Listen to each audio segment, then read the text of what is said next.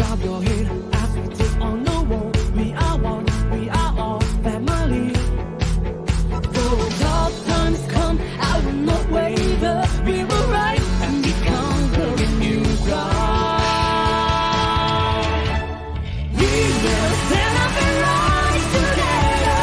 We will march into victory. Hold my hand and they say we know I feel right, it's for you as it has been for me.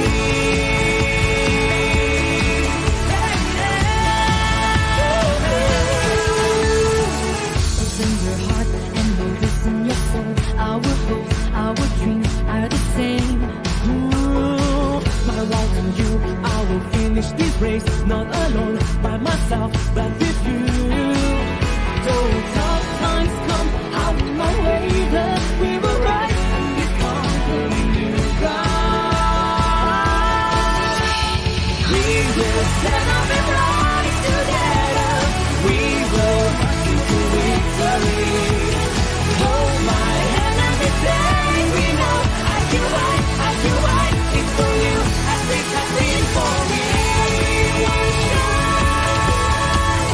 Everyone shine, all of us is for a reason, for a greater design.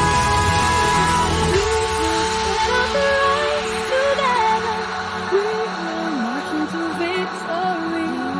Hold my hand and they say we know I feel right, it's for you as it has been for me. We will stand up and rise together. We will march into victory. Hold my hand and they say we know I feel right, it's for you as it has been for me.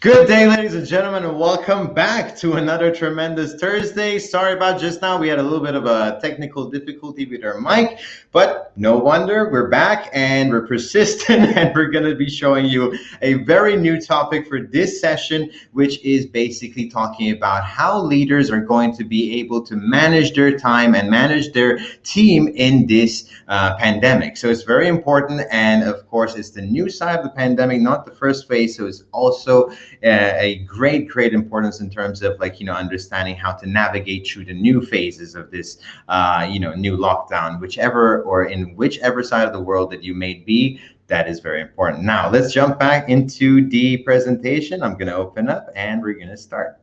Now, so how do successful leaders manage their team during this crisis? Now, it is a research done by Harvard Business Review, and this presentation was basically inspired by that as well.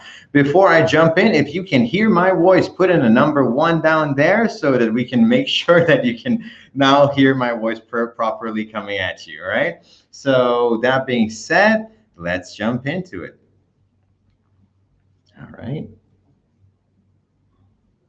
Now, in this new segment of the pandemic, in this new phase, whether you want to call it the second wave, whether you want to call it the new pandemic, or vaccine time, or whichever it is, at this side, the chaos and the craziness of us not knowing what we're going to be doing, or buying 100,000 toilet papers from out there is kind of done. All right. Now we're in the factor of the company thriving again. They're back in the saddle. They're doing well. And, at the same time, most companies are. But at the same time, we have to address another issue.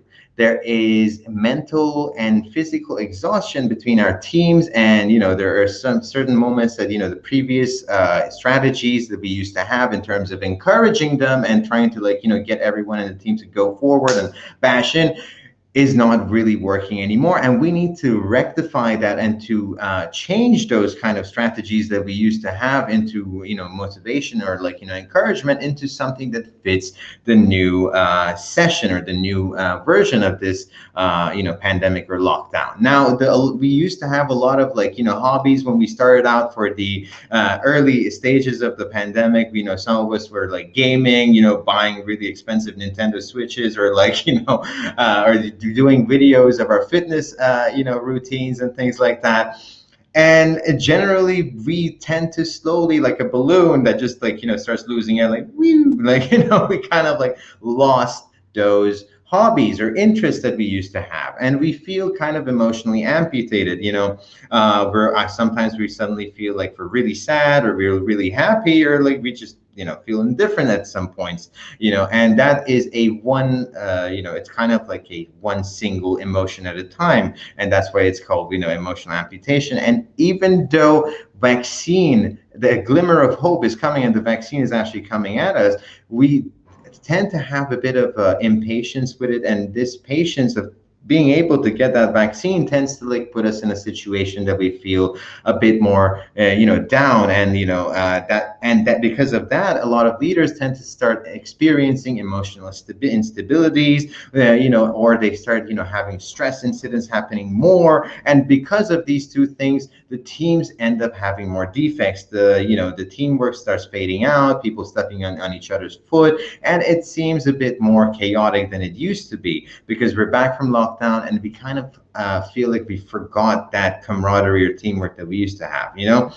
But no worries, we're going to fix that today. And how are we going to do that is when the world is tired, we don't give up. Just like how I had a whole presentation just now with no sound, and I'm doing it again. So persistence is important, right? We need to re-examine our personal resilience, and we need to find in ourselves and re-examine the fact that our strength in the face of a challenge, our ability to bounce back from defeat. And again, like I've said many times before, defeat is something that it depends on your mindset, it depends on your perspective, and failure is the same thing. And if you have your mindset, if you change your perspective into believing that defeat and failure are actually things that will cause growth in you, your mindset in total manner will change in the long run as well. Now, the ability to overcome obstacles is also very important, because a lot of the times we have challenges or obstacles in front of us, and because we don't have that perseverance in us, we tend to go forward, we find that obstacle, and that's where we'll just stand and stop. Comfort zone doesn't even allow us to go forward after that, and we tend to think it's the whole end of the world, right? So doom and gloom aside, on this page, we're going to jump in to find solutions now, all right?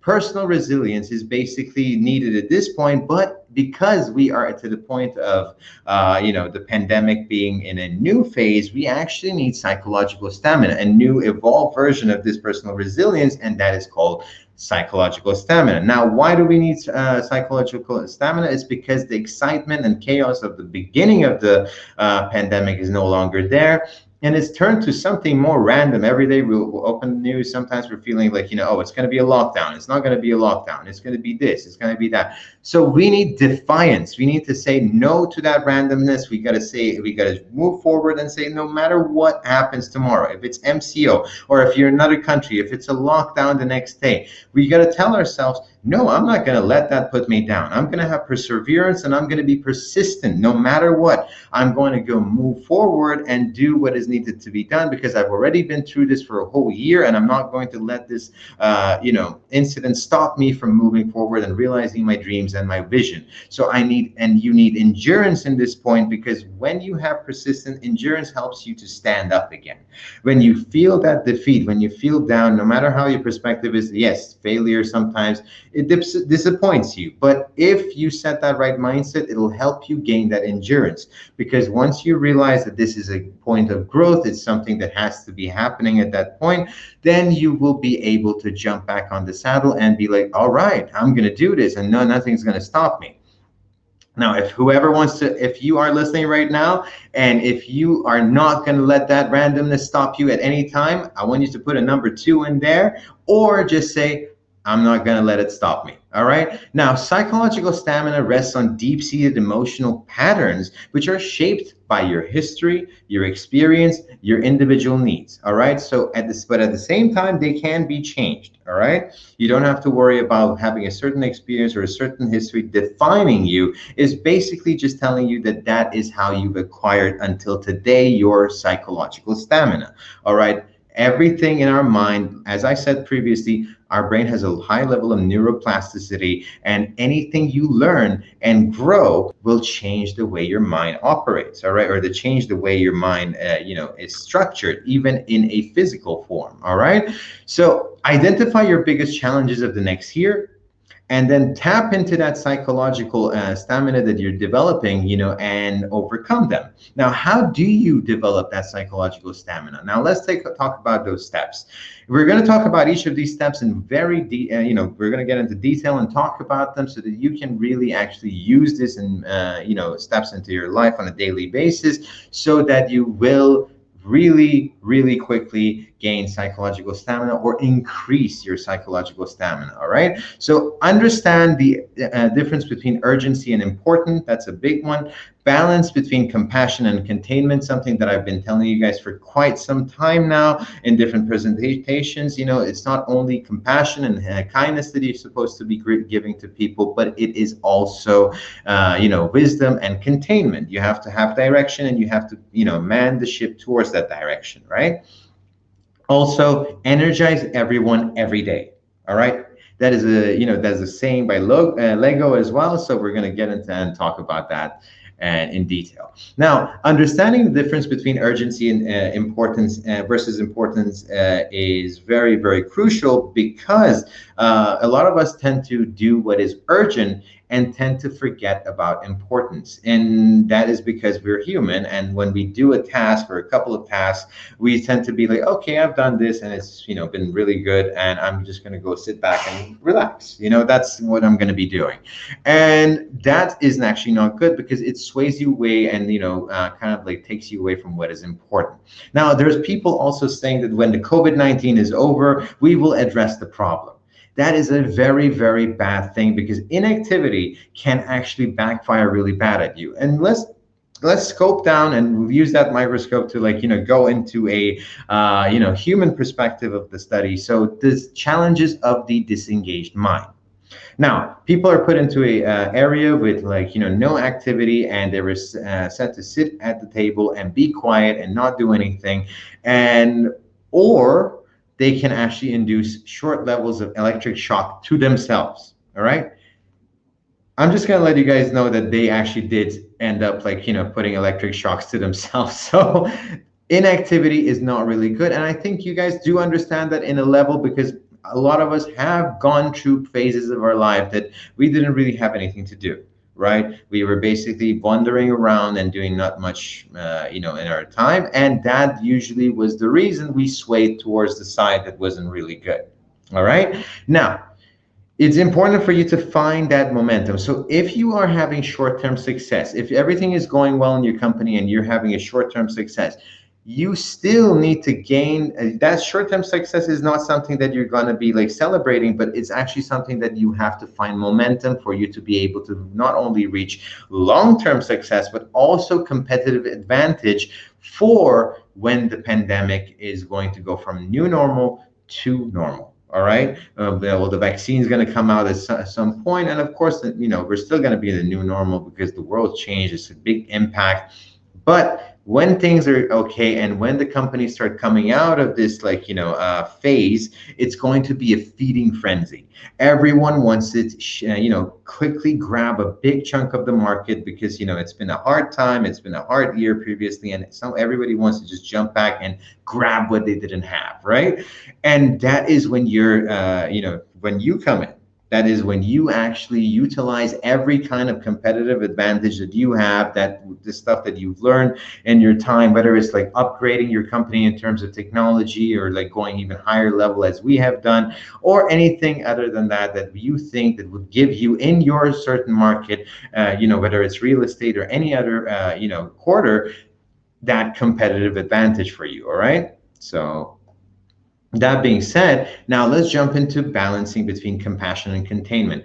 I cannot stress enough how important mental well being is. And I really do urge everybody to make sure that you give real importance to this in terms of, like, your teammates and your own self as a leader. And also, dare to talk to your colleagues. Don't worry about the inflicts, and because when you do talk to people about the issues that you also have as a person, you are bonding with them and you are able to be in a level of relating to them.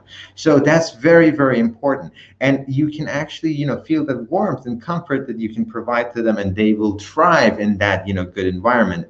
But at the same time, utilize that bond that you both have to give that second win to them. Be the coach, be the coach in a boxing match. A lot of time, what does second win really mean is that when you are, for example, in the boxing match, you're going the first round, you're beat up, and this is the second round. You're telling yourself, I don't want to put everybody that worked so hard to get me up here down, and don't want to put myself down because I worked so hard for this. So you motivate yourself by yourself, and your coach is motivating you there as well, telling you can do it and you can go forward, and things like that. So second win is what comes in round two, right? You're back in there, and just the sheer fact of you wanting to win allows you to win that or accomplished, or become successful in the path or a vision or a goal that you might have, right?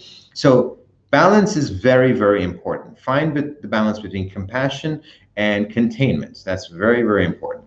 Stability actually comes from setting limits. All right, you need to set limits at the same time of raising the bar. Understandable, you want to raise the bar and you want to really go up. You want to make sure your team is doing even more. As I said, feeding frenzies coming along, and maybe you're really enthusiastic about making sure you hit those numbers.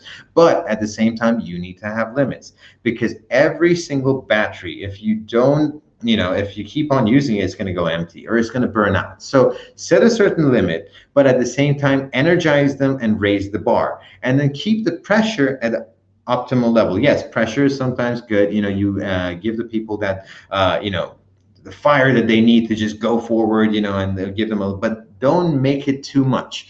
Don't make it, keep it at an optimal level, but don't make it to the point that they will burn out. All right. Helping each other snap out of self-pity is also very important, because at this point, we're all going through a lot of stuff. So a lot of the time we tend to slouch down and then look down and just tell ourselves and say oh, what am I doing? What is happening to me? What is going on? And you just feel that you're really down about certain things, and you're just bashing yourself constantly. All right. I've told you guys before that positive self-dialogue or inner dialogue is very important for you. So if you are finding yourself having self-pity, that it means that the presence of, positive inner self-talk is not there, right? You need to find that momentum, and you need to make sure that if anybody around you is not doing so well, if you see a colleague, you don't have to be a leader. If you see a colleague out there sitting there alone or down or anything like that, go to them. Express that you care. Ask them how they're doing. They might not tell you, but the sheer fact that you actually got the pointer to ask them what's happening is very important, and it might actually change their day for the better. Or grab a coffee for them. You don't have to ask them if they need a coffee or anything like that. Just grab a coffee or a glass of water, go to them, and provide them with something that gives them the energy to move forward. If we all sit down and look in the other side of ourselves in our peripheral vision and see someone down and sad, and we don't do anything about it, the world is going to break. I'm telling you guys this. If every single one of us is going to be a bystander that just moves along and does nothing, there's not going to be a very good world for us. All right. So just make sure that you do what is your part in this crisis. Don't just rely on your leader. And of course, humanity. That's very important. All right. So we must find the right balance, as I said, between caring and challenging, and utilize sentences like, you are good enough as you are. Now let's get moving to set you to the next level. We're going to take you to the next level, and that's why we're holding the heart and a gear. So I've actually put a little bit of a quote there as well. I'm going to read that to you. It's very important. I hope it actually impacts you guys a little bit in some point. So 270 insurance companies surveyed now rate mental health and stress as being as bad as smoking. All right, all you anti-smokers out there, just have a look at that. All right, I'm gonna let you, let that based in.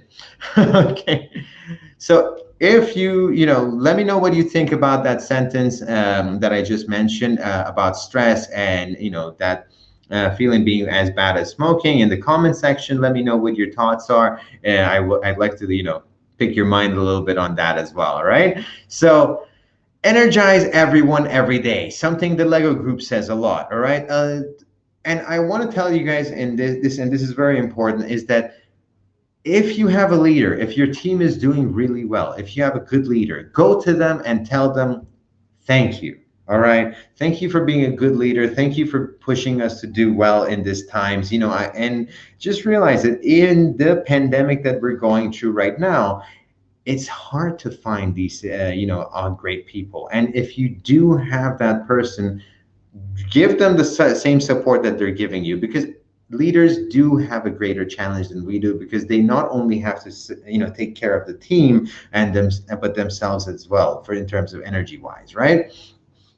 I got to tell you guys at the same time, feel good languages are less effective now. People tend to brush off you can do it as like, okay, so let me tell you guys like this.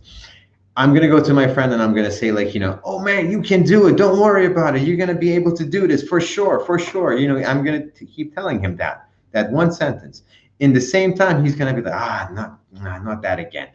It's because we've utilized good language for so long that it's taken from a positive and very effective matter into being something that is just like air in the air around you, or basically sometimes even too much and too toxic. All right, or at some point like a bit pushy. And instead of that, we actually need to have, now the appetite is for specific and actionable communication. That means tell your the teammates what they're supposed to do and why it's good for them and the company at the same time. Give them an idea of what they're doing and why it's important, because if you provide the person with a purpose about what they're doing for themselves or for the company or in general, they will have more motivation and compassion into just jumping and doing that, instead of just blindly telling them that you can do this and then not really telling them why and why it's important. All right.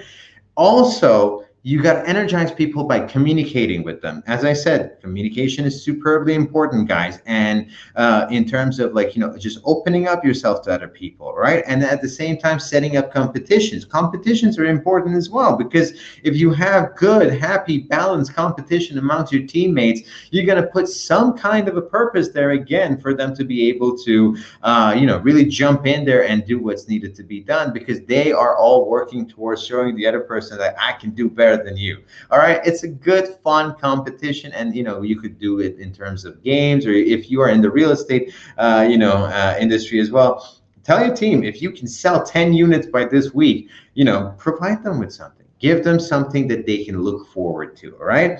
Now, dividing long projects into sprints. All right. This is also very important, because when you have a long project, instead of like going forward and pushing until you get to that main point that is the result, have smaller, tasks and competitions or anything like that, that allows people to have those short-term successes as well, because why? Success breeds success. So if you want a short term to be really glorious, you got to have short term tasks as well to point that out and push towards that. All right. Shortening endless Zoom meetings is also very important. Okay. Keep it short and sweet. But if it's going too long, you put some games in there. Put some get to know your team a little bit better. To have a little bit of a talk. Take a 5-minute breather in the between, to just like make sure that you're not really on it for too long, because yes, it's not only that Zoom meeting that they're going to be having, it's countless other ones that they're going to be having as well, right? At the same time, make sure you give them honest criticism, honest and constructive criticism, because yes, it's important to be compassionate, but sometimes you got to be honest for them to actually grow, And so like basically when you do tell them, if they do turn down, you have to understand that you are actually doing the right thing. Okay, it's going to be painful for you, if you're, especially if you're the type of leader that's more leaning towards compassion, and it's going and that's why you stay away from conflict most of the time. But it is certainly a thing that needs to be done, and you need to be able to evolve yourself from a compassionate leader to what we call wise compassionate leader as well, right? So talking about how you actually bring out high resilience, now let's talk about the difference between people who have high resilience and people who don't. Highly resilient people are actually people who see setbacks and challenges as temporary. They don't see it as something that's going to rule over their life and change everything that they're standing for or doing at that point. And it's going to just be a certain moment of their experience in their journey. In fact, they actually have open arms for any challenge that comes at them, right? Less resilient people see these moments as very, very permanent. They think that whatever is happening at this point will continue to be happening and will just engulf their life. And because of that mindset, it's funny how you imagine a problem actually dictates how you change your life into it, right? So how you see the problem actually defines how the problem actually takes effect in your life. So as you see yourself and blame yourself about all these different things, they will also look as you look to them, right? Now, resilience is the most important thing that you need to cultivate in this time in order to navigate through not only this chaos or this pandemic, but also anything that may or may not happen in the future. Let's knock on the wood that doesn't happen. But if it does, you're ready. And that's what's the most important thing that we need to realize. Now, also managing your mind and taking charge of your destiny is where you find mental strength for the last mile. And we are in the last mile, ladies and gentlemen. So the long side of everything is gone, and let's think of it as this way, that the short term is also here. So let's do really well and go out of this pandemic with a big bang. All right, I want you guys to just show the world and show yourselves that you can really do this. And I gotta say, I know you can, and I'm rooting for you from here. Okay, so I just want to tell you guys to also check out the article "How to Lead When Your Team is Exhausted and You Are Too" by Dr. Vettelsberg. So this is something that inspired me to do this presentation for you guys. And once again, I want to tell you guys that it has been a real pleasure, and sorry again about the technical malfunction just now, and you had to listen to me for another hour, but with voice. So thank you all for joining in and chiming in. I want to say something from Steve Marboli before I move along. Life doesn't get easier or more forgiving. We get stronger and more resilient. So always keep that in mind, and no matter comes at you, always say, I'm stronger than you. All right? Thank you so much, ladies and gentlemen. I am going to be putting the presentation down so you can see my face. And of course, that is the end of Tremendous Thursday. My name is Dante Azarmi, and I am very happy to see you guys, and I see you guys again next week.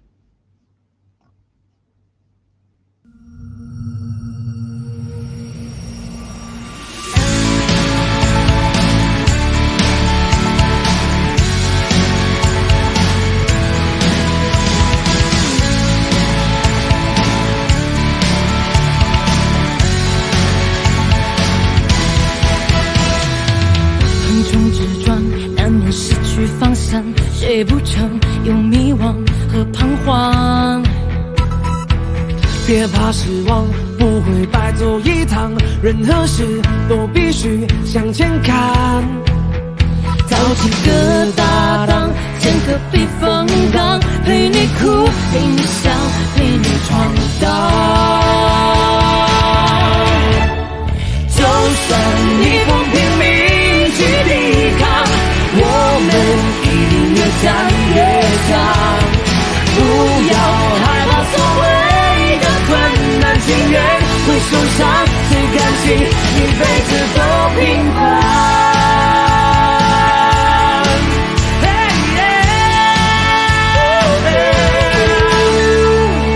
横冲直撞，难免失去方向，谁不曾有迷惘和彷徨？别怕失望，不会白走一趟，任何事都必须向前看。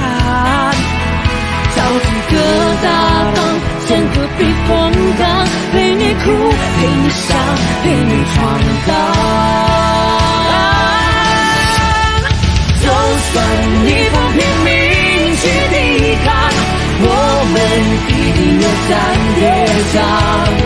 不要害怕所谓的困难，情愿会受伤，谁甘心一辈子都平凡？迎着风霜，必须勇敢和心中的梦想从应激翻，用尽力量，肩并肩大声唱，一生风浪。就算逆风拼命去抵抗，我们一定越战越强。不要害怕所谓的困难，心愿会受伤，谁甘心一辈子都平凡？就算逆风拼命去抵抗，我们一定越战越强。